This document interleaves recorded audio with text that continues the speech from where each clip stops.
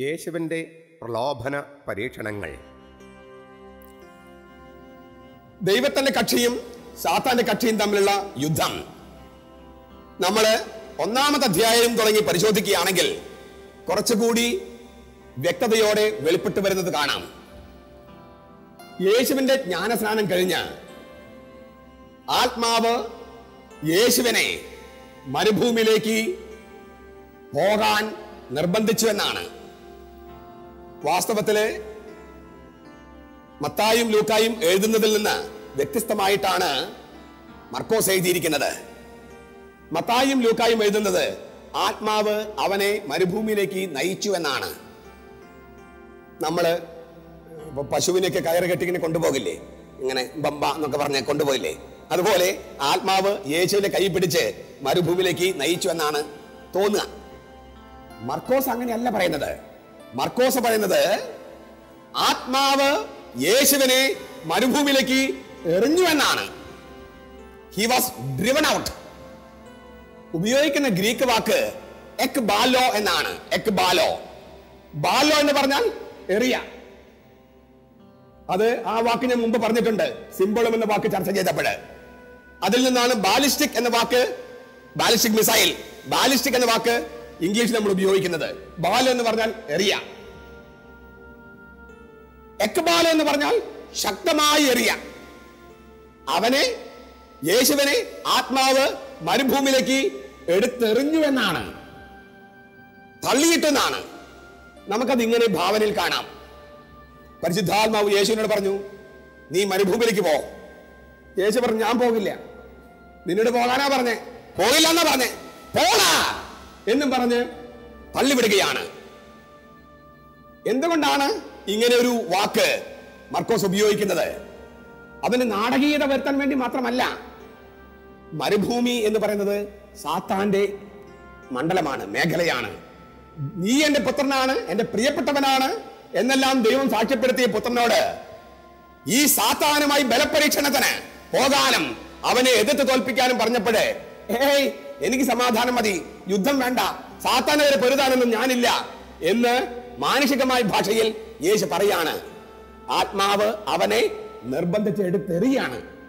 ഒരു ballistic missile, ഭൂഖണ്ഡാന്തര missile അങ്ങനെ എറിയുന്നത് പോലെ യേശുവിനെ എടുത്തെറിയുകയാണ് മരുഭൂമിയിലേക്ക്.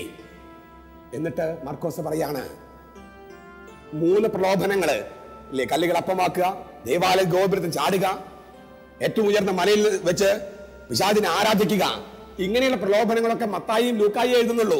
മർക്കോസിൽ ഇതൊന്നുമില്ല. മർക്കോസിൽ നമ്മൾ കാണുന്ന ഇത്രയേ ഉള്ളൂ. യേശു മരുഭൂമിയിൽ ആയിരുന്നു, സാത്താനും വന്യമൃഗങ്ങളും അവിടെ ഉണ്ടായിരുന്നു, മാലാഖമാര് യേശുവിനെ ശുശ്രൂഷിച്ചിരുന്നു. ഇത്രയേ ഉള്ളൂ. എന്തായിരുന്നു ഈ പ്രലോഭനം എന്ന് നോക്കിയാൽ കൃത്യമായിട്ട് മനസ്സിലാകില്ല എന്നാണ് തോന്നുക. നമുക്കവിടെ ഉപയോഗിച്ചിരിക്കുന്ന ചില വാക്കുകൾ പരിശോധിക്കാം. ഒരു വാക്ക് ഇതാണ്, വന്യമൃഗങ്ങൾ. വന്യമൃഗങ്ങൾ മരുഭൂമിയിൽ ഉണ്ടായിരുന്നു. 2 വ്യാഖ്യാനങ്ങളാണ് സാധാരണ നൽകപ്പെടുന്നത്. അതിൽ ഞാൻ ഇഷ്ടപ്പെടുന്ന വ്യാഖ്യാനം ഏതാണെന്ന് കൂടി ഒന്ന് അവതരിപ്പിക്കാം. പണ്ട് പാപം ചെയ്യുന്നതിന് മുൻപ് പറുദീസായില് മനുഷ്യരും മൃഗങ്ങളും സുഹൃത്തുക്കളായി കഴിഞ്ഞുകൂടിയിരുന്നു. സൗഹൃദത്തില് അവർ ശത്രുക്കളായിരുന്നില്ല. മനുഷ്യൻ പാപം ചെയ്തപ്പോഴാണ് മൃഗങ്ങള് നമ്മുടെ ശത്രുക്കളാകാൻ തുടങ്ങുകയും മൃഗങ്ങളെ കൊന്നു തിന്നാൻ നമ്മൾ ആരംഭിക്കുകയും ചെയ്തത് എന്നാണ് ബൈബിളിന്റെ വീക്ഷണം. യേശു പാപം ചെയ്യുന്നതിന് മുമ്പുള്ള പറുദീസായുടെ അനുഭവത്തിലേക്ക് നമ്മൾ കൂട്ടിക്കൊണ്ടുവന്നു. അപ്പോൾ മൃഗങ്ങളും മനുഷ്യരും സുഹൃത്തുക്കളായി എന്നുമാണ് വന്യമൃഗങ്ങൾ മരുഭൂമിയിൽ ഉണ്ടായിരുന്നു എന്നതിന്റെ വ്യാഖ്യാനം എന്നാണ് ഒരു വ്യാഖ്യാനം. മുമ്പുണ്ടായിരുന്ന വരപ്രസാദത്തിന്റെ അവസ്ഥയിലേക്ക് യേശു നമ്മളെ കൈപ്പിടിച്ച് നടത്തിക്കൊണ്ടുവന്നു. ആ പഴയ കാല പറുദീസ വീണ്ടും പുനരവതരിച്ചു. അങ്ങനെ അവതരിക്കുമ്പോൾ പുള്ളിപ്പുലിയും കുഞ്ഞാടും ഒരുമിച്ച് കിടക്കും എന്ന് ഏശയ്യാ പ്രവചിച്ചത് പൂർത്തിയാവുകയാണ്. ഈ വ്യാഖ്യാനം നല്ലൊരു വ്യാഖ്യാനമാണ്. എന്നാൽ ഈ വ്യാഖ്യാനത്തിന് ചെറിയൊരു പ്രശ്നമുണ്ട്. വന്യമൃഗങ്ങൾ എന്നതിന് ഇവിടെ ഉപയോഗിച്ചിരിക്കുന്ന വാക്കാണ് പ്രശ്നമുള്ളത്. ആ വാക്ക് ഗ്രീക്ക് ഭാഷയിൽ ഇങ്ങനെയാണ്: സിംഹം, പുലി, ആന, കടുവ, അങ്ങനെയുള്ള വന്യമൃഗങ്ങൾക്ക് ഗ്രീക്ക് ഭാഷയിലുള്ള വാക്ക് സോൺ എന്നാണ്. ഓൺ. അതിൽ നിന്നാണ് ഇംഗ്ലീഷിൽ സൂ എന്ന വാക്ക് വരുന്നത്.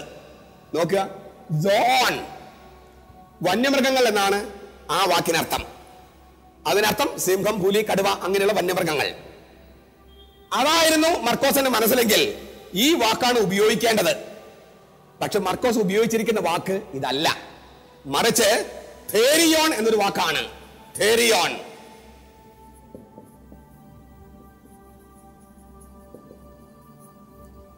തേരിയോൺ എന്ന ഗ്രീക്ക് വാക്ക് ഏറ്റവും കൂടുതൽ പ്രാവശ്യം ബൈബിളിൽ പ്രത്യക്ഷപ്പെടുന്നത് വെളിപാട് ഗ്രന്ഥത്തിലാണ്.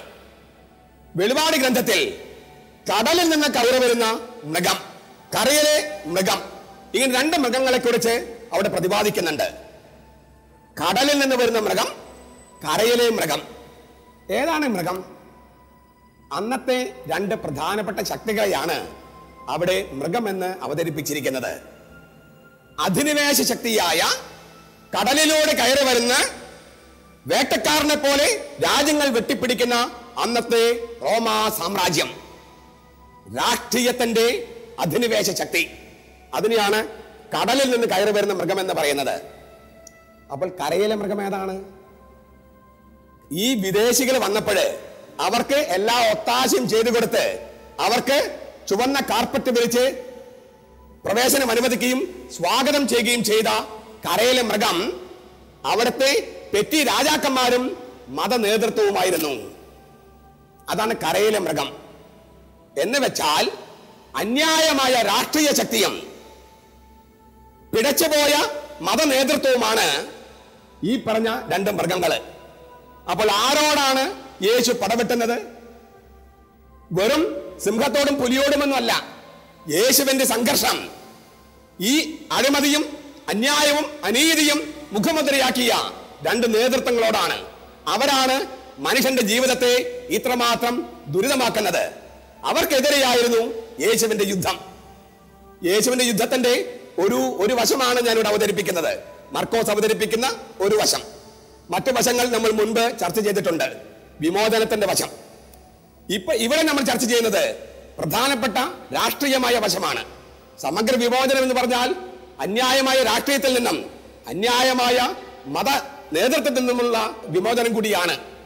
ചുരുക്കത്തില് മുൻപൊരിക്കൽ ബാബേൽ ഗോപുരത്തിന്റെ കഥ പറഞ്ഞപ്പോൾ ഞാൻ സൂചിപ്പിച്ചത് ആവർത്തിക്കുകയാണ്. അന്യായമായ രാഷ്ട്രീയവും അന്യായമായ അഴിമതി നിറഞ്ഞ മതവും കൂടിച്ചേർന്ന് സ്വർഗത്തിലേക്ക് എത്തുന്നത്തരം വലിയ കൊട്ടാരങ്ങൾ പണിയുമ്പോൾ ആ കൊട്ടാരത്തിന് മുകളിൽ ചെന്ന് ദൈവത്തെ ഉന്തിത്തള്ളിയിടാം, ഞങ്ങൾ മതി, ലോകത്തിന്റെ രാജാക്കന്മാരും ദൈവങ്ങളുമായി എന്ന് ഈ രാഷ്ട്രീയ ശക്തികളെ കരുതുമ്പോൾ ദൈവം രണ്ട് കാര്യങ്ങൾ ചെയ്യുന്നു. എന്താണ്?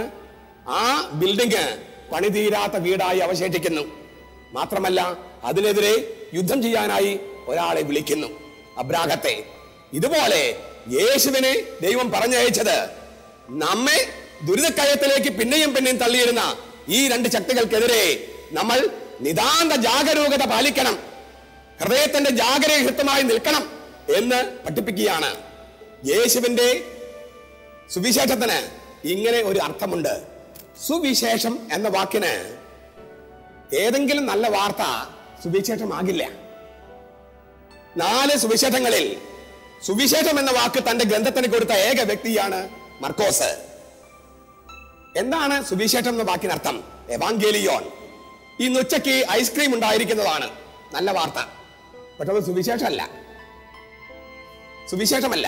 സുവിശേഷം എന്ന് പറഞ്ഞാൽ ഏതെങ്കിലും 2 വാർത്തകളിൽ ഒന്നിനെയാണ് സുവിശേഷം എന്ന് പറയുക. നമ്മുടെ നാട്ടിൽ അങ്ങനെ തന്നെയുണ്ട്. ഇപ്പോ ഈ അടുത്ത കാലത്ത് കല്യാണം കഴിഞ്ഞ ഒരു പെൺകുട്ടിയോട് വിശേഷമുണ്ടോ എന്ന് ചോദിച്ചാൽ എന്താ അർത്ഥം? ഒരു കുഞ്ഞിനെ ഗർഭം ധരിച്ചിട്ടുണ്ടോ എന്നാണ്. അപ്പൊ അവള് വിശേഷമില്ല എന്ന് പറഞ്ഞാൽ അവൾ ഗർഭിണി ആയിട്ടില്ലെന്നാണ് അർത്ഥം. അതാണ് വിശേഷത്തിന്റെ ഒരു അർത്ഥം. സുവിശേഷം എന്ന് പറഞ്ഞാൽ രാജ്ഞി ഗർഭിണിയാണോ അല്ലയോ, അതാണ് അതിന്റെ അർത്ഥം. രാജാവിൽ നിന്നുള്ള നല്ല വാർത്തയ്ക്ക് സുവിശേഷം എന്ന് പറയൂ. അതാണ് ഒരർത്ഥം. മറ്റൊരർത്ഥം എന്താണ്? രാജാവ് യുദ്ധത്തിൽ വിജയം വരിച്ചു എന്ന വാർത്ത. രാജാവ് യുദ്ധത്തിൽ വിജയം വരിച്ചു എന്ന വാർത്തയാണ് സുവിശേഷം. മർക്കോസിന്റെ സുവിശേഷത്തില് യേശു ജനിച്ച കഥയൊന്നും എഴുതിയിട്ടില്ല. അത് മത്തായിയും ലൂക്കായുമാണ് എഴുതിയിരിക്കുന്നത്. അപ്പോൾ ഒരു ശിശു ജനിച്ച കഥയല്ല മർക്കോസിന്റെ സുവിശേഷം. പിന്നെന്താണ്? രാജാവ് യുദ്ധത്തിൽ വിജയം വരിച്ചിരിക്കുന്നു. യേശു എന്ന രാജാവ് സാത്താന് എതിരെയും അവന്റെ കിങ്കരന്മാരായ രാഷ്ട്രീയത്തിനെതിരെയും മതത്തിനെതിരെയും യുദ്ധം നയിച്ച് വിജയം വരിച്ചിരിക്കുന്നു. അതാണ് വാർത്ത, അതാണ് സുവിശേഷം. അപ്പോൾ ഈ സുവിശേഷം നമുക്ക് സുവിശേഷമാകണമെങ്കിൽ നമ്മളെ അടിമകളാക്കുന്ന, ഞാൻ ആവർത്തിക്കുന്നു, നമ്മളെ അടിമകളാക്കുന്ന ശക്തികൾക്കെതിരെ നിതാന്ത ജാഗരൂകതയോടെ പ്രവർത്തിക്കേണ്ടതുണ്ട്. ഞാൻ ഒരു ഉദാഹരണം മാത്രം പറയട്ടെ. ഒരേ സമയത്ത് സ്വാതന്ത്ര്യം കിട്ടിയ രണ്ട് രാജ്യങ്ങളാണല്ലോ പാകിസ്ഥാനും ഇന്ത്യയും. തലേ ദിവസവും പിറ്റേ ദിവസവുമാണ്. എന്തേ പ്രജാധിപത്യം പാകിസ്ഥാനിൽ ഉണ്ടായില്ല? ജനങ്ങള് ജാഗരൂകത പാലിച്ചില്ല. ചെറിയൊരു ശതമാനം വരുന്ന പട്ടാളമാണ് എല്ലാം നിയന്ത്രിച്ചത്. ജീവനിൽ കൊതിയുണ്ടെന്ന് കരുതി അവരെന്ത് ചെയ്തു? എതിർത്തില്ല. അപ്പോൾ സംഭവിച്ചത് രാജ്യം മുഴുവൻ പട്ടാള ഭരണത്തിലും മതത്തിന്റെ തീവ്രതയിലും മുങ്ങുകയും, അത് തന്നെ മിക്ക രാജ്യങ്ങളും പറയുന്നത് പോലെ നമ്മുടെ സഹോദരന്മാരായിരുന്നു അവരെന്ന് ഓർക്കണം. നമ്മുടെ സഹോദരന്മാര് ഭീകരവാദത്തിന്റെ കേന്ദ്രമായി മാറുകയും ചെയ്തു. അതിന്റെ കുറ്റം നമ്മൾ കൂടിയാണ്. ഞാനിവിടെ ഒരു കഥ പറയാൻ ആഗ്രഹിക്കുന്നു. 1989 എന്നാണ് എന്റെ ഓർമ്മ. ചൈനയില് ടിയാമനൻ സ്ക്വയറില് 10,000 വരുന്ന യൂണിവേഴ്സിറ്റി വിദ്യാർത്ഥികള് അന്നത്തെ ഗവൺമെന്റിനെതിരെ ഒരു വിപ്ലവം നയിച്ചു. ആ വിപ്ലവത്തെ അടിച്ചമർത്താനായിട്ട് ബുൾഡോസർ അയച്ച് 10,000 കോളേജ് വിദ്യാർത്ഥികളെ ആ മൈതാനത്ത് വെച്ച് കൊന്നുകളഞ്ഞു. അങ്ങനെ അവരുടെ ശവശരീരങ്ങൾ മൈതാനത്ത് ചിന്നിച്ചെതിരെ കിടക്കുമ്പോൾ അവരുടെ നേതാവ് അവരെ അഭിസംബോധന ചെയ്തുകൊണ്ട് ഇങ്ങനെ പറഞ്ഞു: അവരുടെ കൂട്ടുകാരന്മാരാണ്, അവരുടെ ശവമാണ് ആ മൈതാനത്ത്, അതും 10,000 ചിന്നിച്ചെതിരെ കിടക്കുന്നത്. അവരുടെ കൂട്ടുകാരന്മാരുടെ ശവശരീരത്തിന് കാവൽ നിൽക്കുന്ന യൂണിവേഴ്സിറ്റി വിദ്യാർത്ഥികളോടാണ് ആ നേതാവ് ഇങ്ങനെ പറഞ്ഞത്. പണ്ട് കാടിന് തീ പിടിച്ചു. കാടിന് തീ പിടിച്ചപ്പോൾ ആ ഉറുമ്പുകളെല്ലാം ചെന്ന് ഉറുമ്പുകളുടെ രാജാവിനെ കണ്ടു പറഞ്ഞു: കാടിന് തീ പിടിച്ചിരിക്കുന്നു, എന്താണ് ചെയ്യേണ്ടത്? ഉറുമ്പുകളുടെ രാജാവ് ഉറുമ്പുകളോട് പറഞ്ഞു: 2 മാർഗമുണ്ട്, ഏതെങ്കിലും ഒന്ന് തെരഞ്ഞെടുക്കാം. നിങ്ങൾ ഓരോരുത്തരും നിങ്ങളായിരിക്കുന്ന മരത്തിൽ തന്നെ ആയിരിക്കുക. അപ്പോൾ നിങ്ങളെ തീ വിഴുങ്ങും, എല്ലാവരും മരിക്കും, എല്ലാവരും നശിക്കും. അതാണ് ഒരു മാർഗം. അല്ലെങ്കിൽ നമ്മൾ ഉറുമ്പുകളെല്ലാം ചേർന്ന് ഒരു ബോളാകുക, ഒരു പന്തായി മാറുക. എന്നിട്ട് ഈ തീയുടെ ഉള്ളിലൂടെ അങ്ങ് ചാടുക. പുറത്തുള്ളവർ കരിഞ്ഞു പോകും, അകത്തുള്ളവർ രക്ഷപ്പെടും. കുറച്ചുപേര് മരിക്കാൻ തയ്യാറായാൽ അനേകം പേര് രക്ഷപ്പെടും എന്നാണ് ഈ ഉറുമ്പുകളുടെ രാജാവ് അവരോട് പറഞ്ഞത്. ഇവർ മരിച്ചത് നമുക്ക് സ്വാതന്ത്ര്യം തരാൻ വേണ്ടിയാണ് എന്നായിരുന്നു അദ്ദേഹത്തിന്റെ വ്യാഖ്യാനം.